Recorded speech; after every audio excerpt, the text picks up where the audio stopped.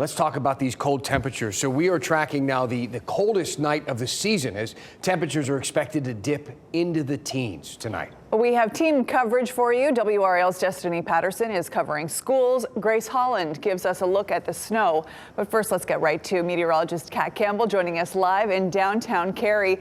Kat, just how low will temperatures drop? Well, tonight's expected to be the coldest night of the season. We're expecting upper teens to lower 20s. I brought a whole bag of layers I'm going to be adding through the course of the night. But boy, isn't it beautiful out here outside the downtown Cary Park? They've got the sidewalks lined with Christmas trees. Definitely a festive feel in the air. It's a chilly one. So let's take a look at the numbers. Tonight should be the coldest night that we have seen since January 22nd of this year. 22 is what we are forecasting here in Raleigh. Let's take a look at some of the other numbers. We're talking 17 in Clarksville, 18 in Roxborough and Rocky Mount, potentially 17 in Siler City tonight.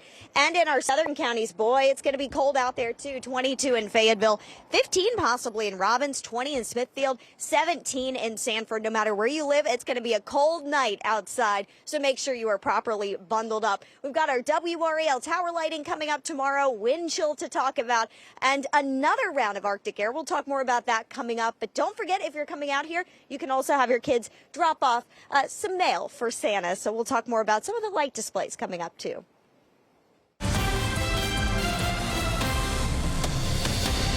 Administrators sent students home from 7 Wake County schools today because they had no heat.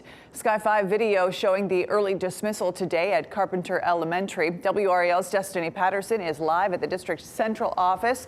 Destiny, you just spoke with district officials. That's right. I talked to the director of operations and facilities just within the last hour or so. He tells me that they had done preventative maintenance on the school's systems, but still saw issues today due to those cold temperatures. And, you know, I have been following the school's struggles with the HVAC systems in the summer, and now we're dealing with the opposite extreme. Most schools dismissed just before 11 a.m. today due to heating issues. 7 schools closed today. 3 closed yesterday. In August, the district's chief of facilities and operations told me the district hoped to be in a better position by now and would work on preventative maintenance for the boiler systems ahead of the heating season. One parent told me she had to leave work early to pick up her student. She says she worries about her kids getting sick due to the cold temperatures inside the classroom. You know, our children are away from us, and we try to do the most we can to protect them as much as possible. And we feel like, you know, I feel like the school system should also, you know, protect them as if they were their own children. And this is a big issue, you know, so I just wish they would put forth more concern to the issue. District officials have blamed many of its HVAC issues on understaffing, funding gaps, and old equipment. It sounds like you've been saying the same thing for months, years. What do you say to them? Well, great question. I would say that we have been in the same situation for a good time. Strickland says that just this morning they had a meeting with HR to go over some new recruitment strategies, and he says that he expects the schools to be back up and running tomorrow. Destiny Patterson, WRAL News, live in Wake County. All right, Destiny, thank you. Now, some of you southwest of the Triangle woke up to some snow flurries this morning.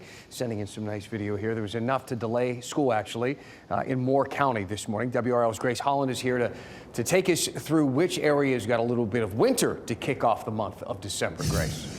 Well, Dan, areas to our west saw that snow stick. This is video of flakes falling in Kernersville near Winston-Salem overnight. Just beautiful.